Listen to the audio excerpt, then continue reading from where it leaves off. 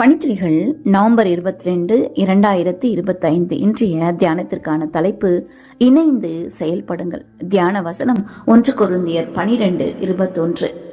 கண்ணானது கையை பார்த்து நீ எனக்கு வேண்டுவதில்லை என்றும், தலையானது கால்களை நோக்கி நீங்கள் எனக்கு வேண்டுவதில்லை என்றும் சொல்லக்கூடாது. இன்றைய பணித்துளிகள்ல சீனாவுல ஏலிங்கிற கிராமத்துல வாழ்ந்த இருவருடைய நற்காரியங்களை பற்றி பார்க்க போகிறோம். ஒருவர் ஜியா ஹைக்கியா, இன்னொருவர் ஜியா வெங்கி. இந்த ஜியா ஹைக்கியா 2000ல தன்னுடைய கண்கள்ல ஏற்பட்ட புரையினால கண் பார்வையை இழந்துட்டாராம். ஜியா வெங்கி பிறந்ததுல இருந்தே 2 கைகளும் இல்லாதவராம். இவங்க 2 பேரும் நல்ல நண்பர்கள். இவங்க 2 பேரும் சேர்ந்து தங்களுடைய ஊனத்தை மேற்கொள்ளும் வழியை கண்டுபிடித்தாங்களாம். ஜியா ஹைக்கியாவுக்கு கண்ணு தெரியாது, அதனால அவருடைய கண்களா ஜியா வெங்கி இருந்திருக்காரு. ஜியா வெங்கிக்கு 2 கைகளும் இல்ல, அதனால ஜியா ஹைக்கியா அவருடைய 2 கைகளா இருந்திருக்காரு. இந்த 2 பேரும் சேர்ந்து சீனாவில் ஒரு பெரிய மாற்றத்தை ஏற்படுத்தினாங்களாம். அந்த கிராமத்தையே இவங்க 2 பேரும் மாற்றி இருக்காங்க. 2002ஆம் ஆண்டுல இருந்து இந்த நண்பர்கள் நிலத்தை புதுப்பிக்க பிரயாசப்பட்டிருக்கிறாங்க. ஒவ்வொரு நாளும் ஹைக்கியா வெங்கியின் முதுகில ஏறிக்கொண்டு இருவரும் ஆற்ற கடந்து செல்வாராம். பிறகு வெங்கி ஹைக்கியாவின் கரத்துல ஒரு பள்ளம் தோண்டும் கருவியை கொடுத்து, அவர் பள்ளம் தோண்ட தோண்ட அந்த குழியில இவர் மரத்தை நடுவது வழக்கம்.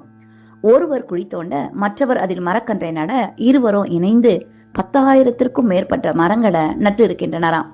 நாங்கள் இணைந்து வேலை செய்யும் போது நாங்கள் ஊனமற்றவர்களாய் ஒருபோதும் எண்ணியதில்லை என்று ஹைக்கியா கூறுகிறார்.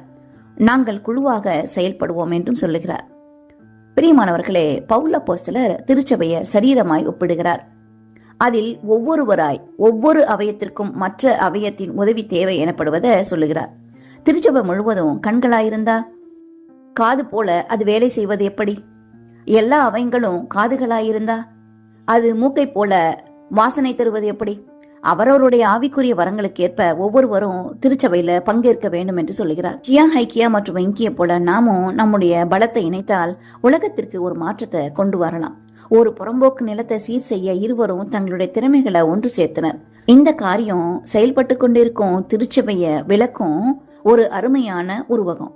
மற்றவர்களோடு இணைந்து ஊழியத்தை எப்படி நிறைவேற்ற போகிறோம்? சேர்ந்து ஊழியம் செய்வதில் உள்ள பெருமிதம் வேற எந்த வேலையிலும் வராது. அதனோடு ஆவியானவர் இணைந்து விட்டால் சொல்லவா வேண்டும், அது நமக்கு பேரின்பம் அல்லவா? அப்போஸ்தலர் 2:47 அவர்கள் ஒருமனப்பட்டவர்களாய் தேவாலயத்திலே அனுதினமும் தரித்திருந்து வீடுகள் தோறும் அப்பம் பிட்டு மகிழ்ச்சியோடும் கபடமில்லாத இருதயத்தோடும் போஜனம் பண்ணி இணைந்து ஊழியம் செய்ததாக வாசிக்கிறோம். நாம் யாருடன் இணைந்து வேலை செய்கிறோம்? மத்தேயு 28:19-20 ஆண்டவர் நமக்கு ஒரு பெரிய வேலையை வைத்திருக்கிறார். சகல ஜாதிகளையும் சீஷராக்கி பிதா குமாரனுடைய பரிசுத்தாவினுடைய நாமத்தினாலும் ஞானஸ்நானம் கொடுப்போம் என்று. இந்த வேலை சீஷர்களுக்கு மட்டுமல்ல, கிறிஸ்துவை ஏற்றுக்கொண்ட நமக்கும் இருக்கிறது. நாம் வெளியே போய் பெரிய ஊழியங்களை செய்ய வேண்டும் என்பது அவசியம் அல்ல. ஆனால் திருச்சபையில் உள்ள யாரேனும் ஒருவரோடு சேர்ந்து தினமும் ஒரு 5 நிமிடம் ஜெபித்தாலே சபைக்குள் பெரிய மாற்றத்தை கொண்டு வர முடியும். இதுவரைக்கும் நீங்க கர்த்தருக்கென்று எந்த வேலையும் செய்யவில்லை என்றால் இனியாவது அதை செய்ய முற்படுவோம். சின்ன விதையிலிருந்து ஆரம்பிப்போம். சின்ன விதை பெருக அறுக்கும். அது ஜெபத்திலே தொடங்கட்டும். தேவன் நம்மை ஆசீர்வதிப்பார். உங்கள் அனைவருக்கும் ஓய்வு நாள் நல்வாழ்த்துக்கள். இந்த நாள் உங்களுக்கு இனிய நாளாய் இருக்கட்டும்.